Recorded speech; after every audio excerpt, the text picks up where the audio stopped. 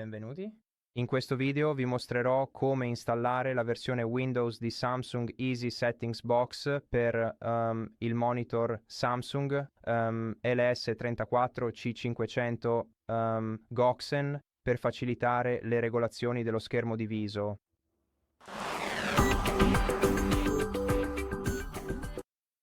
Quindi prima di tutto dobbiamo trovare il file di installazione che possiamo trovare su un browser web semplicemente cercando, apriamo Google, a me piace molto Bing. In questo momento stiamo procedendo con la ricerca specifica del modello LS34C500 prodotto da Goxen, cercando in particolare di individuare l'ultima versione disponibile del relativo firmware ufficiale.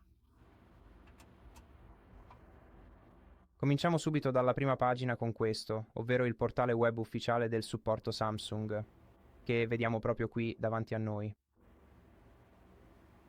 Ora veniamo reindirizzati direttamente alla pagina di questo monitor. Qui dovremo selezionare manuali e download. Ok, quindi Easy Settings Box sarà disponibile in due versioni. Stiamo cercando quella per Windows 64 bit. Clicca su download, poi esegui questo file. Aprilo. L'installer si aprirà sullo schermo in questo modo. Devi cliccare su avanti. Poi puoi cambiare la directory di installazione, ma io non lo farò. Clicchiamo di nuovo su avanti, poi accettiamo il contratto di licenza. Clicca ancora una volta su avanti, attendi che il programma venga installato, poi clicca su chiudi. Ok, ora possiamo chiudere il browser. Apriamo il menu Start e troviamo Easy Settings Box. Ok, lasciamo che questo programma rilevi i nostri monitor. Oh no, lo avrò in polacco. Spero che sia, spero di poterlo cambiare rapidamente. Anche se non ne sono sicuro. Probabilmente non riuscirò a cambiare la lingua. Mi dispiace. Ma la lingua in realtà non conta molto qui perché tutto viene fatto usando questa interfaccia. Quindi qui assicurati di abilitare lo schermo diviso spostando questo interruttore verso destra. E qui abbiamo la casella di controllo per le linee della griglia, che ci darà un'anteprima migliore dello schermo. Ora possiamo usare uno di questi preset disponibili e possiamo anche regolarli direttamente qui, spostando queste barre tra le finestre.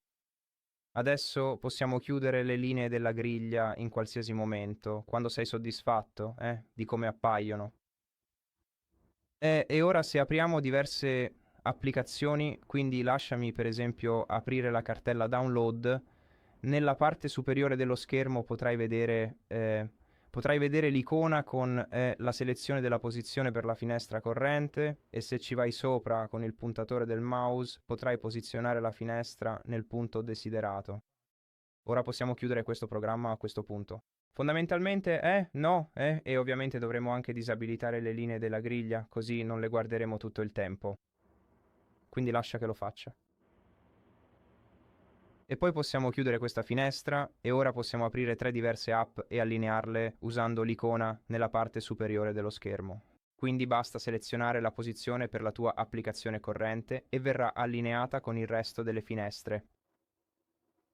E fondamentalmente è così che puoi usare questo programma. Questa è tutta la funzionalità. Se vuoi disabilitarlo, dovrai andare sulla barra delle applicazioni e aprirlo nel menu attività. Fai clic destro su di esso e seleziona esci. In questo modo potrai disabilitare questo programma. E fondamentalmente è tutto. Grazie per aver guardato questo video. Se ti è stato utile ti invitiamo a iscriverti al nostro canale, lasciarci un like e un commento qui sotto e ci vediamo al prossimo video.